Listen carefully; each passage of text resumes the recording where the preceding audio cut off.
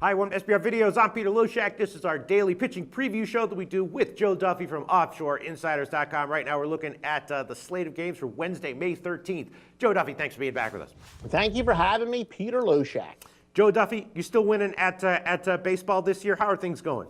Things are going very well from start to finish. We got off to a splendid start. The last week or so, it's okay, but we're doing very well in the NBA. I think not very well, but a very solid 9-5 in our last 14 in the NBA. So it's just been steady winning. We're not going to promise this 80% bull crap, but we're going to hit in an upper 50, lower 60 percentile for you. All right. Well, maybe you can tell us what the hell is wrong with Corey Kluber, right? He is still getting strikeouts, but he's getting hit.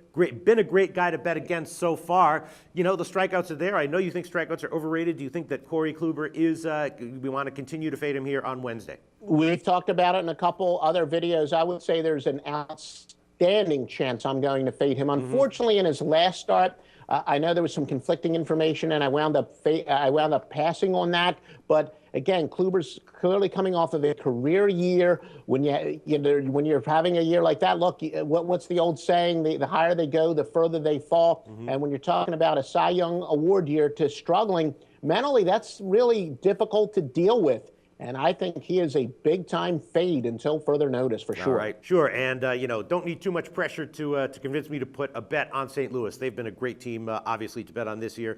Then Jeremy Hellickson, right? He is not getting it done at home against the Washington Bats, which are coming alive.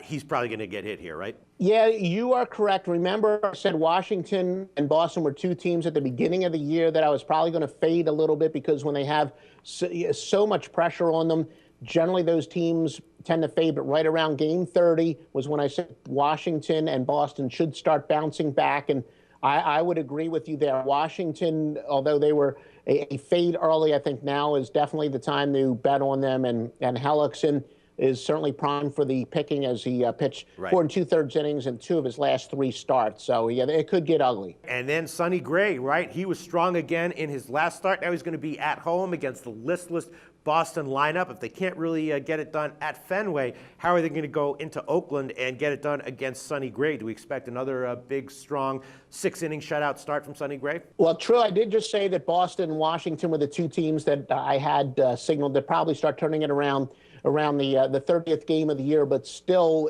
Boston has to start showing on the field that they're doing that. And as of right now, Boston still appears to be a great team to fade. Sonny Gray, a stud pitcher, showing no signs of letting up. He had a great year last year, pitching well this year. So until further, I still think Boston eventually is going to turn things around, but clearly not yet. And I would say as of right now, Boston is still a team to fade. Okay, and Sonny Gray is still a guy you like to look to bet on, especially when he's in situations where he's making a start in a pitcher-friendly park against a relatively unproductive lineup, right? Yeah, Sonny Gray is an absolute stud, to say the least. He's one of the better pitchers in baseball. All right, and then Yordano, Ventura, and Gallardo going, in KC, Texas. Both those guys, I think, are struggling. I think both those guys are going to give up at least 3 runs in 6 innings in this game. I think that's the ceiling for both of them here. What do you think, Joe?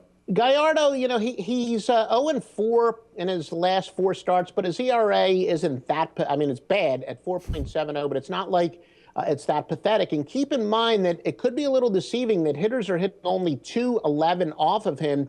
The Rangers aren't giving him much run support. It's just like when I look at a pitcher who's left a bunch of guys on base, as far as I'm concerned, he's dodged bullets. He's been fortunate. And if you look at the deeper numbers with Gallardo, I think he's been kind of unfortunate. He's probably pitched a little bit better than the pure numbers would indicate, because a 211 batting average against isn't all that bad. Ventura, on the other hand, you're probably a little bit more right about him. If anything, I would say Gallardo probably has the advantage because I think he's pitched a little bit better than the raw stats would indicate. All right, interesting thoughts. Joe Duffy from OffshoreInsiders.com. What else do you want to bring to our attention from Wednesday, May 13th? Well, here's a very interesting stat. Francisco Liriano is off of a bad start for Pittsburgh, but in his career, he's only given up 6 runs 4 other times, and he's bounced back with a combined 2.08 ERA in his next start. So talk about a great bounce-back pitcher, probably a good situation to go with Liriano.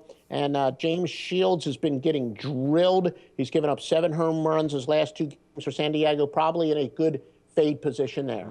Okay, Joe Duffy, OffshoreInsiders.com. Thanks.